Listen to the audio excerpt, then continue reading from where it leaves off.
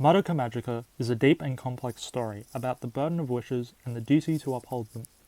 It asks a very simple question. What would you do if you were granted a miracle? Despite Madoka being the show's namesake and the main protagonist, not even she represents this deeper importance that the show brings about. And while Homura has arguably the deepest connection to this and provides the answer of what it means to honor one's wish, the one who first introduces us, the audience, and the characters to this is none other than Tomoe Mami. Mami's entrance in the very first episode is arguably one of the most important scenes in the entire series, and for this essay I'll be explaining why it is I believe that.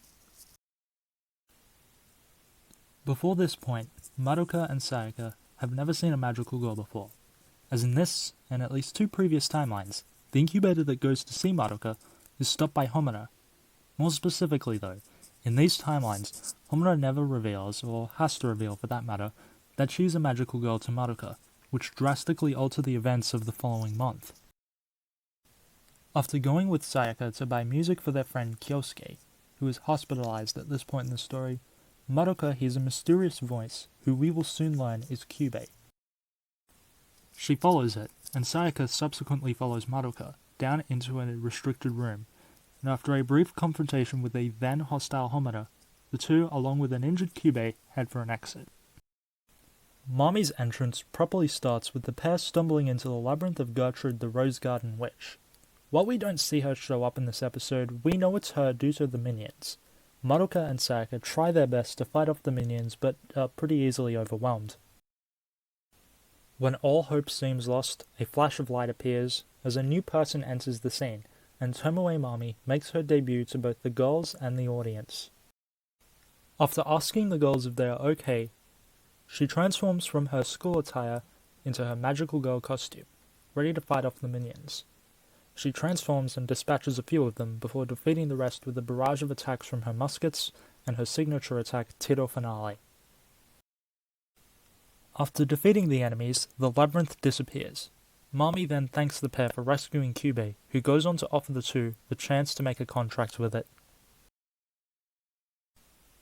Unlike the girls, this isn't the first time that we've seen a magical girl. We, of course, saw Homura in the opening of the episode fighting Walpurgisnacht, and this introduction to a magical girl was all we had to go off for the time being.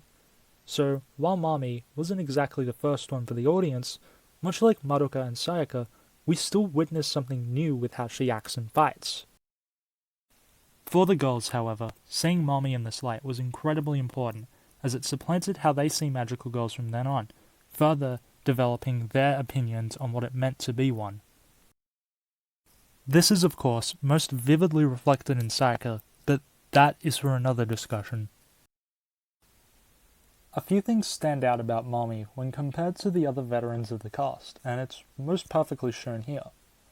Mami, first of all, is the only character to have a typical theme song associated with her.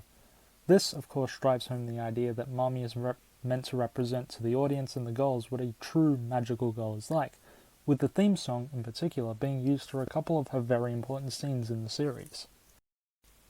She is also the only magical girl who seems to have a sort of finisher, that, of course, being Tiro Finale.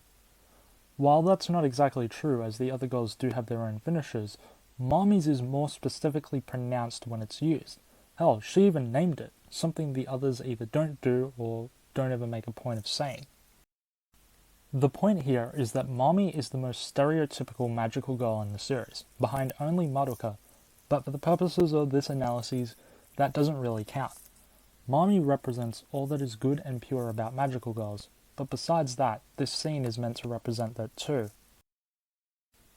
When we are properly introduced to Kyubei, we have no reason to suspect its motives or intentions. For anyone who is even remotely familiar with other magical girl anime, I'll be using Sailor Moon as my example, the image of a magical animal being a sidekick of the magical girls is something you've grown used to. All we really know here is that Mami is the good guy, she's friends with Kyubei, and Homura is trying to hurt Kyubei. It's not exactly subtle, but it goes a long way in showing how Mami wants to present herself. Mami wants to be seen as strong and reliable, a hero who never falters, a cool mentor, a magical girl who sets a good example. While it never gets fully explored in the show, it can be inferred based upon the other characters in the show that the reason Mami is in a mindset like this is most likely because of her wish. While we first see and hear Kyoko's actions being made for the sake of her wish, it's really first demonstrated with Mami. Kyoko fights due to the fallout of her wish not giving her what she wanted, and so now she fights for herself. On the opposite end of that, Mami got exactly what she wished for, to survive.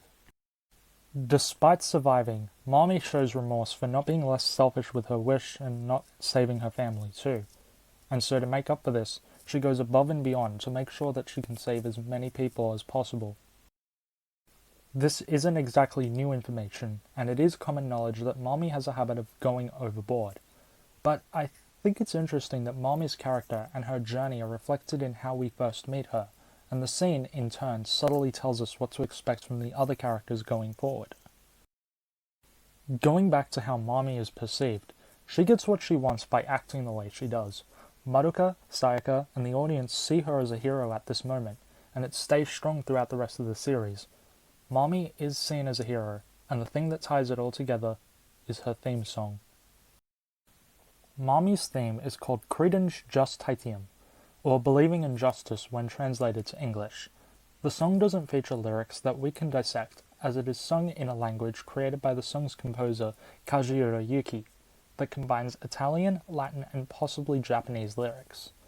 Kajiura-san made the song with the intention of it being left up to interpretation, and while there are ways to look at the lyrics even down to cross-referencing with Mirai, we're instead taking a look at the usage of the song and how it pertains to Mami as a character.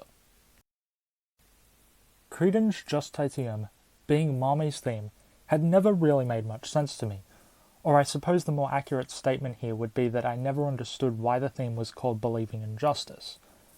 It never really fit her, in my opinion, as while she inspired others through her sense of justice and her heroic nature, Mami herself never fully fell into that alignment. Sure, she believed in what she was doing, and she was doing a good thing, but at the end of the day, it was more to fulfill a goal for herself and to make up for the past mistakes. And that is when it hit me. Credence Justitium isn't Mami's theme in the way of it representing her, but it more falls in line with how she wants to be seen as the hero and seen as someone that others can believe in. She is justice in this hypothetical, and her friends and allies are believing in her, believing in justice whenever she is able to help them. This theory was further proven to me when the song was used for multiple different scenes in Magia Records' second season. Most of those scenes either didn't feature Mami, or if they did, it was in a small capacity, further going to show that the song is meant to represent the idea of believing in someone or something, rather than it is about a specific person. In hindsight, that has actually always been the case, as whenever the theme played in the original series, it was only in times when Mami was really going out of her way to be seen in a good light. Her battle against Charlotte's minions and the scene with herself and Madoka saving Homura immediately come to mind. Normally, this is where I would say something like, I wish the show did a better job of explaining these things. But in this case, I prefer that some of this stuff is a little harder to piece together. Not only is it fun to speculate and discuss, it kind of just fits Mami's character for her deeper secrets to be just that, secret. Mami is a genuinely fascinating character that, admittedly, I never really gave much thought to initially, and wrote her off as just the catalyst for the show's dark turn and nothing more. But upon closer viewing and analysis of her first appearance, I have come to appreciate the story that is told with her, and after this, I hope more people who are fans of this show are too. And now, to close off this video, I would just like to thank everybody who decided to tune in and watch another ramble about Madoka Magica with me. If you enjoyed the video, you can please show your support by leaving a like and subscribing. It does help out a lot, and it will inspire me to try and make more of these types of videos. I have plenty of more ideas that I would like to discuss and explore, so we'll see what happens in the future. I would also like to thank everybody for the tremendous amount of support and feedback on my previous video talking about the Epilogue of Rebellion. that was a really great video, a really great topic to discuss, and it meant a lot to me that so many people enjoyed it. But yeah, so like I said, if you enjoyed this video, let me know, and I will see if I can make more in the future. But for right now, I'm signing off, so I guess I'll see you guys in the next video. Bye bye.